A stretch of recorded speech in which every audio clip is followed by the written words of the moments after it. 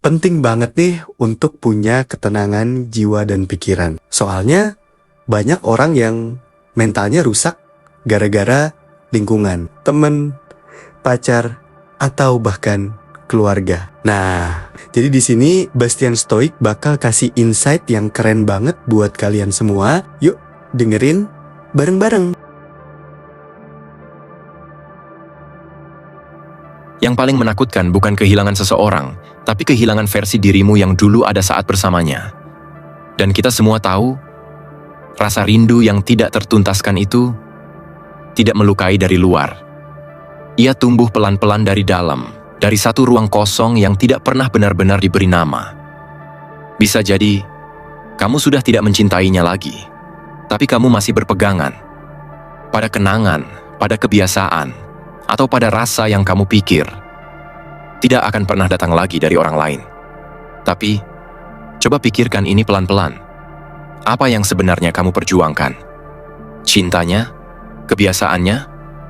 Atau hanya rasa takut kehilangan cerita yang sudah kamu bangun terlalu lama? Stoikisme tidak pernah mengajak kita jadi manusia tanpa rasa.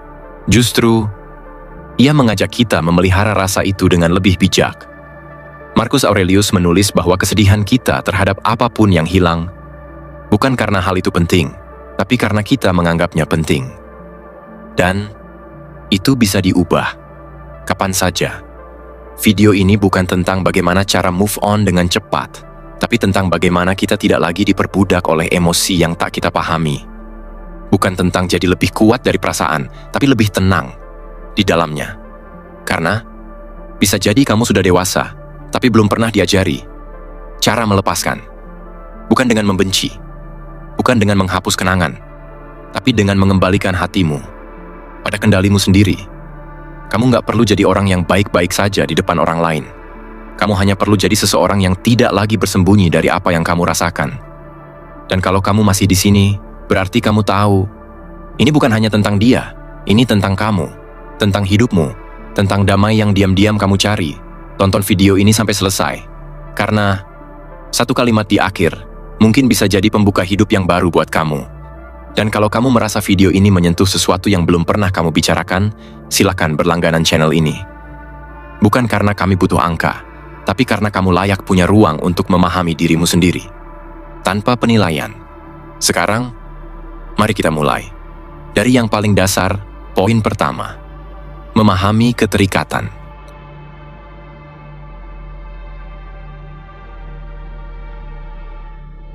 Poin pertama, memahami keterikatan. Ada sesuatu yang menarik saat kita mulai merenungkan kenapa seseorang bisa begitu lekat di dalam kepala kita, padahal secara fisik, dia sudah tidak ada di samping kita. Bukan soal kenangannya, bukan soal wajahnya. Kadang, bukan soal cintanya juga. Yang melekat adalah rasa memiliki.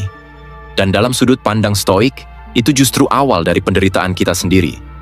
Marcus Aurelius pernah menulis, jika kamu sedih karena sesuatu yang hilang, bukankah kamu seharusnya lebih bersyukur bahwa kamu pernah memilikinya?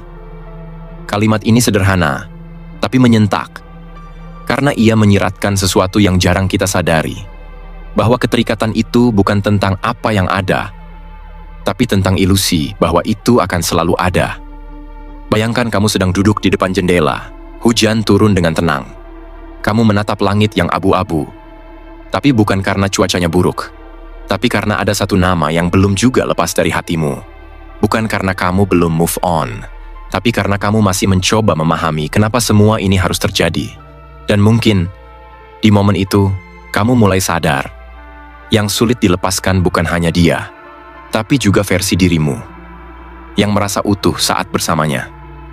Kita sering salah mengira bahwa keterikatan itu adalah bentuk cinta, padahal keterikatan adalah bentuk dari ketakutan. Takut kehilangan, takut sendirian, takut menghadapi dunia tanpa seseorang yang pernah jadi tempat pulang.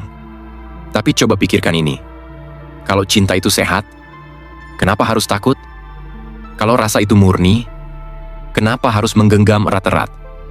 Stoikisme percaya bahwa segala sesuatu yang ada di luar kendali kita tidak layak untuk dijadikan sumber kebahagiaan, termasuk seseorang, termasuk hubungan, termasuk kenangan.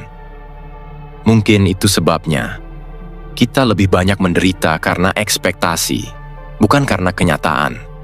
Karena yang menyakitkan bukan perginya seseorang, tapi harapan bahwa dia seharusnya tetap di sini. Dan sayangnya, kita menyamakan perasaan kita dengan kebenaran. Kalau aku masih cinta, berarti hubungan ini masih penting. Kalau aku belum ikhlas, berarti dia masih harus kembali. Padahal tidak selalu begitu. Otak kita secara biologis memang mendesain keterikatan agar kita bisa bertahan hidup. Hormon oksitosin, dopamin, semuanya membuat kita merasa nyaman ketika kita dekat dengan seseorang. Masalahnya, otak tidak bisa membedakan antara ketergantungan dan kebahagiaan. Ia hanya tahu, selama ini dia bikin aku merasa lebih aman. Kalau dia hilang berarti aku tidak aman. Dan akhirnya, kita mempertahankan hubungan bukan karena masih cinta, tapi karena merasa itu satu-satunya hal yang membuat kita merasa utuh. Padahal bisa jadi, yang kita pertahankan bukan cinta, tapi rutinitas yang familiar. Ada satu hal yang jarang dibahas saat orang bicara tentang keterikatan. Bahwa seringkali kita lebih terikat pada identitas yang kita bentuk dalam hubungan itu, daripada orangnya itu sendiri. Kita jadi pasangan yang baik. Seseorang yang berarti buat dia. Tempat dia pulang. Dan ketika semua itu hancur, yang hilang bukan cuma orangnya, tapi juga siapa kita ketika kita bersamanya. Jadi saat seseorang pergi, yang benar-benar bikin kita sakit, adalah kehilangan bagian dari identitas kita yang sudah kita bangun di sekeliling dia. Biasanya, kalau kita belum siap mengaku, kita akan menyalahkan cinta. Padahal kalau kamu mau jujur, yang kamu rindukan bukan dia, tapi cara dia membuatmu merasa berarti. Dan saat kamu tidak lagi merasa berarti, kamu mulai mengira bahwa semua itu karena dia pergi. Padahal mungkin, itu tanda bahwa kamu belum belajar memberi makna dari dalam dirimu sendiri. Lalu, bagaimana cara memutus keterikatan tanpa harus menghapus semuanya? Jawabannya bukan melupakan, tapi memahami. Keterikatan bukan musuh, ia hanya sinyal bahwa ada sesuatu dalam dirimu yang belum selesai. Sesuatu yang mengira bahwa kamu hanya bisa utuh kalau bersama seseorang. Coba bayangkan ini. Kamu duduk sendiri di sebuah kedai kopi, tidak ada pesan baru masuk, tidak ada rencana bertemu siapapun malam ini. Dan kamu tiba-tiba tersenyum kecil, karena merasa cukup. Bukan karena hidupmu sudah sempurna, tapi karena kamu tahu, kamu tetap utuh, bahkan tanpa siapapun di sebelahmu. Itu adalah awal dari kebebasan. Dan stoikisme menyebut kebebasan sejati sebagai kemampuan untuk tidak dikendalikan oleh hal-hal di luar dirimu. Apakah itu berarti kita harus berhenti mencintai? Tentu tidak. Tapi kita belajar untuk mencintai tanpa keterikatan. Kita bisa merasakan kasih yang dalam, tanpa menjadikan seseorang sebagai penopang harga diri. Kita bisa rindu, tanpa menjadikan kerinduan itu sebagai penghambat hidup. Kita bisa kehilangan, tanpa merasa dunia ikut hancur. Karena yang kita jaga bukan hubungan, tapi keseimbangan batin. Kamu tahu, rasa sakit tidak akan hilang hanya karena kamu mengabaikannya. Justru ketika kamu berani melihat ke dalam, menyapa rasa kehilangan itu dengan penuh kejujuran, dan berkata, "Aku tahu kamu ada, tapi aku tidak akan membiarkan kamu menguasai hidupku lagi." Disitulah kamu mulai kuat. Mungkin kamu akan menangis, mungkin kamu akan tersandung berkali-kali. Tapi, kamu tetap melangkah. Karena keterikatan yang kamu lepaskan hari ini adalah ruang yang kamu ciptakan untuk sesuatu yang lebih damai masuk ke dalam hidupmu. Jadi sekarang, coba tanyakan ini pada dirimu sendiri. Apa yang benar-benar kamu pertahankan? Cintanya? Orangnya? Atau hanya rasa takut kehilangan versi dirimu sendiri yang pernah merasa dicintai? Kalau jawabannya yang ketiga, maka itu artinya kamu tidak kehilangan apa-apa. Kamu hanya sedang dalam perjalanan kembali menemukan siapa kamu yang sebenarnya. Dan mungkin, itu adalah cinta yang paling penting dari semuanya. Lanjut ke poin berikutnya. Karena kalau keterikatan muncul dari rasa memiliki, maka pertanyaan selanjutnya adalah, siapa yang sebenarnya sulit kita lepaskan? Dia atau ego kita sendiri? Itu yang akan kita bahas di poin kedua. Poin kedua, ilusi dari ego. Kita sering berpikir bahwa yang sulit dilepaskan adalah seseorang, Tapi bagaimana jika yang sebenarnya menjeratmu bukan dia, melainkan dirimu sendiri? Lebih tepatnya versi dirimu, yang kamu bentuk saat bersamanya. Versi yang dulu merasa penting, yang dulu merasa cukup, yang dulu merasa hidup. Kamu mungkin tahu rasanya. Rasa ingin membalas dengan diam. Ingin terlihat baik-baik saja, hanya agar dia tahu kamu tidak hancur. Padahal kenyataannya, kamu sedang membuktikan sesuatu. Tapi kepada siapa? Kepadanya? Kepada dunia? Atau kepada bayangan dirimu sendiri, yang masih belum bisa menerima bahwa kamu tidak lagi dipilih? Kita tumbuh di lingkungan yang membuat kita memandang hubungan seperti sebuah peringkat sosial. Kalau dia mencintaimu kembali, kamu menang. Kalau dia pergi, kamu kalah. Kalau dia menyesal dan kembali padamu, kamu jadi lebih berharga. Tapi bagaimana kalau semua itu cuma permainan di dalam kepala yang kamu ciptakan sendiri? Seperti yang kita bahas di poin sebelumnya, penderitaan seringkali bukan berasal dari kenyataan, melainkan dari ekspektasi yang dibisikkan ego. Dan kalau kamu perhatikan baik-baik, seringkali yang kamu kejar bukan cintanya, tapi pembuktian. Kamu ingin membuktikan bahwa kamu cukup untuk dicintai, bahwa kamu pantas untuk dipilih, bahwa kamu tidak seburuk itu, seperti yang ia buat kamu percaya. Tapi, diam-diam, bukankah justru ego yang kamu perjuangkan? Kita lupa bahwa ego sangat pandai menyamar. Ia tidak berteriak, ia tidak kasar. Ia masuk melalui rasa ingin terlihat kuat. Rasa ingin tetap terlihat baik di mata orang yang meninggalkan kita. Dan itu jebakan. Bayangkan ini. Kamu sedang duduk sendirian, hening. Tak ada yang melihat. Tak ada yang kamu perlu buktikan. Di ruang sunyi seperti itu, jika kamu jujur, mungkin kamu akan bertanya, kalau aku tidak harus terlihat berhasil di matanya, apakah aku masih ingin tetap bersamanya? Dan itu pertanyaan yang tidak semua orang berani jawab. Stoikisme tidak pernah menyuruhmu untuk berhenti merasa. Tapi stoikisme mengingatkan bahwa penderitaanmu bukan datang dari orang itu sendiri, melainkan dari penilaianmu tentang hubungan itu.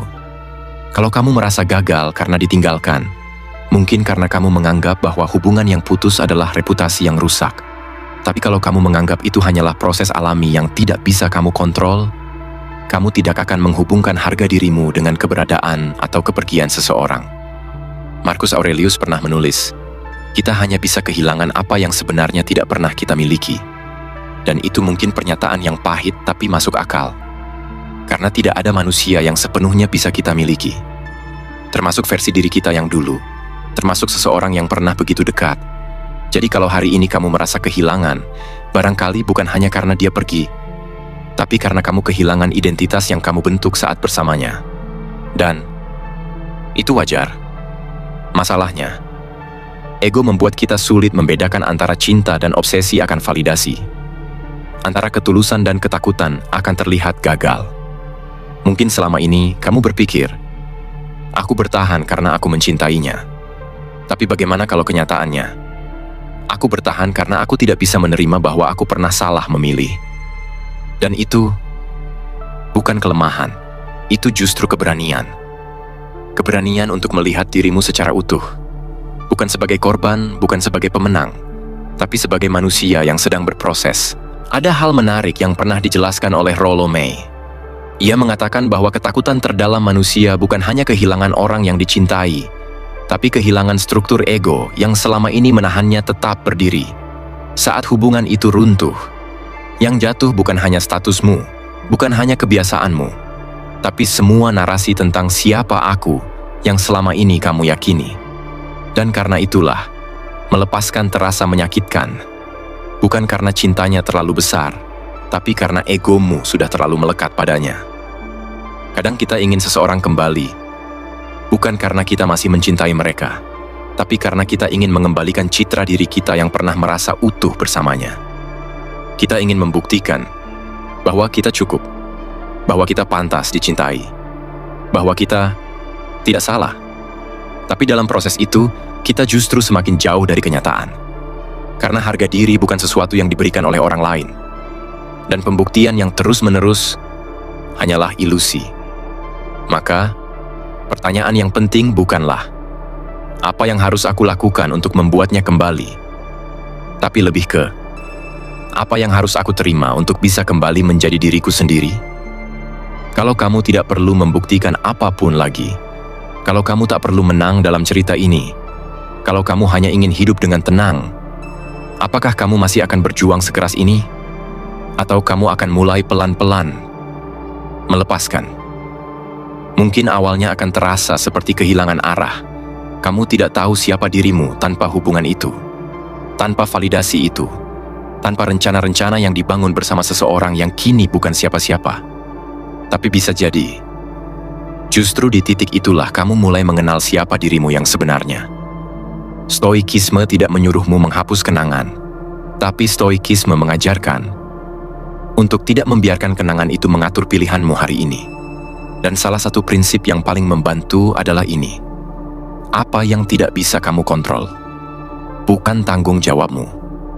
Kalau kamu tidak bisa mengubah seseorang, kalau kamu tidak bisa mengontrol jalan pikirannya, kalau kamu tidak bisa membuatnya mencintaimu lagi, berarti semua itu tidak pernah jadi bagian dari kendalimu. Dan apa yang di luar kendali tidak seharusnya jadi sumber penderitaan. Kamu hanya perlu mengelola bagian dalam dirimu yang masih terikat pada narasi lama bahwa kamu hanya berharga saat bersama dia, padahal kamu sudah berharga sebelum kamu mengenalnya.